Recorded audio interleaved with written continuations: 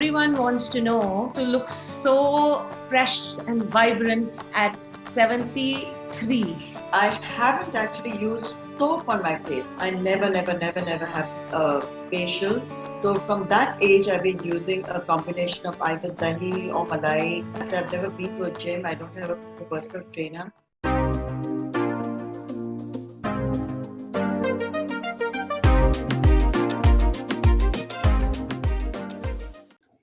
So we are back with Shobha Day, and it's been so fun chatting with her, getting to know her journey, her process, and her lifestyle, and so many interesting tips that she gave us.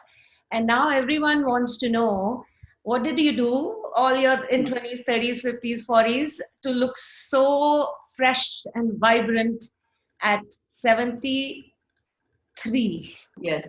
Oh my goodness. So, Yeah. how do you do that? How do you look? Well, honestly speaking, I have to attribute it to the gene pool I was born in, so I can't take much credit for it. My parents had good skin. They were robust, healthy Maharashtrian folks, and I inherited most of that naturally from both of them. But also because of my early modeling days, there was a certain discipline that kicked in around 16 years of age. I knew that if I had to continue to model, I had to take basic care of my skin and my hair and not gain too much weight. And that's become a lifelong discipline. And at that stage, being the child of bureaucratic parents, there was no extra money to spend on anything fancy. So I took to kitchen cosmetics in a very big way from that age, and I stick to those. So from that age, I've been using a combination of either dahi or malai, which is fresh cream, yogurt, pinch of turmeric, some a squeeze of lemon juice. Sometimes I change the combination depending on the weather and what my skin is saying. And I use it as a face mask every single day before I go for my bath. And the only cosmetic I actually use, cosmetic or anything that comes out of a jar or a bottle, two things. One is Pond's Cold Cream, which I swear by. I use it. It's an all-weather cream for me, and it's an all-day, all-night cream as well. So it's always accessible to me. It's what my skin is used to.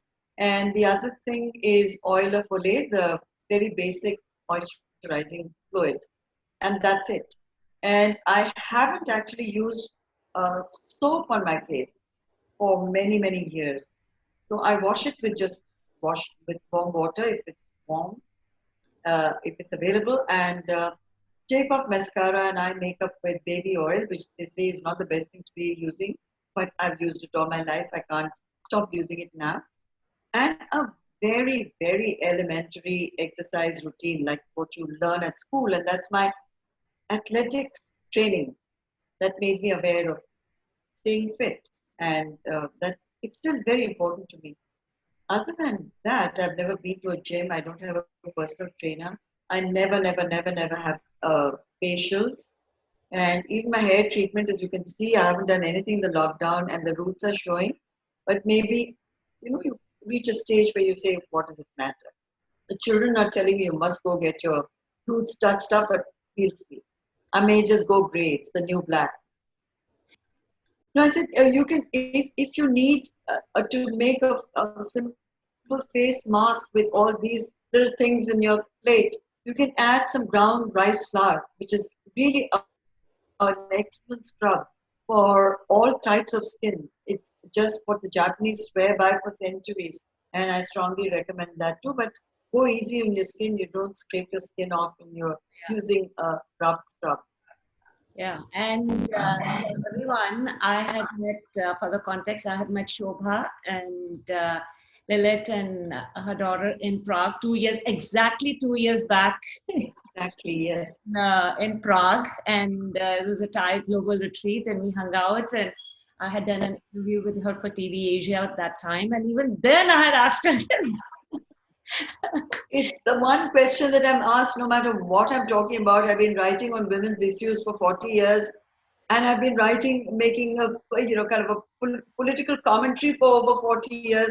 But at the end of every session, wherever I may be in the world, I'm asked, how do you preserve yourself? And I feel like saying like a pickle, like a pickled gherkin in brine or in vinegar. It is so, I mean, something you have. It's something miraculous. I mean, I would do Oh, thank you. anything to look like you do it. And then your attitude, there's all the other things too, not just a pretty skin and a face and hair. It's your attitude and your involvement in life. You're letting your creative juices flow. You're doing new things. You are nowhere close to even talking about retirement. So I Oh, think no question about. No, not no, no, no. No, the R word doesn't exist for me. Unfortunately, I'm not in the performing arts space where it's very important. Age is a factor which you cannot ignore and you can't wish it away. If you're going to be on screen as an actor or you're a dancer, then age is something that you have to compromise a lot of your career because of that. But as a writer, why should I even think of retirement? So long as my brain is working and I have a laptop and I'm observing people and my curiosity for life, my interests stay at the same level as they are today, I see no reason at all. I'd love to go with a pen in my hand. Yeah. Your brain is working because you are using it. You lose It's productive, yeah. You have to. It's like exercising the muscles of your body. It's the same principle. You have to keep exercising your brain cells as well. And the more muscular your brain is in terms of how you utilize your potential, the better it is for you in any sphere, not just a creative sphere.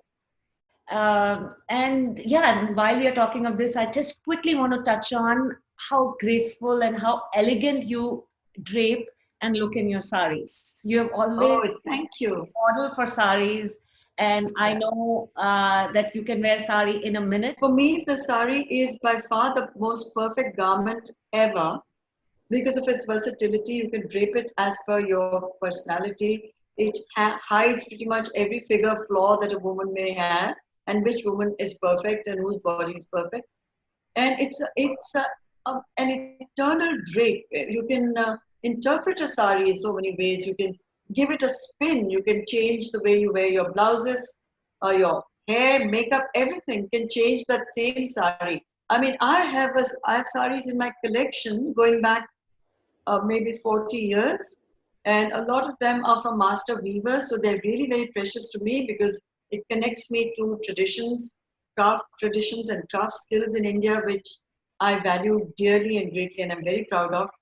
So those saris, if I wear them today in a very contemporary kind of a way with a blouse that's not the traditional choli but has a little twist to it, no one would even know that these are 40 decades old. So here is the inspiration for all.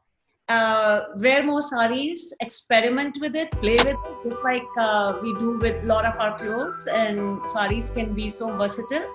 And we'll be back. Would love it if you click on the like and subscribe button below. I bring positive stories from celebrities and philanthropists from around the world and stay updated with all things fab on my Fab Life 360 Instagram page. Also, if you are looking for something fun and inspiring to listen to, find my podcast Fab Life 360 on iTunes, Spotify, Google Podcast, or wherever you get your podcasts.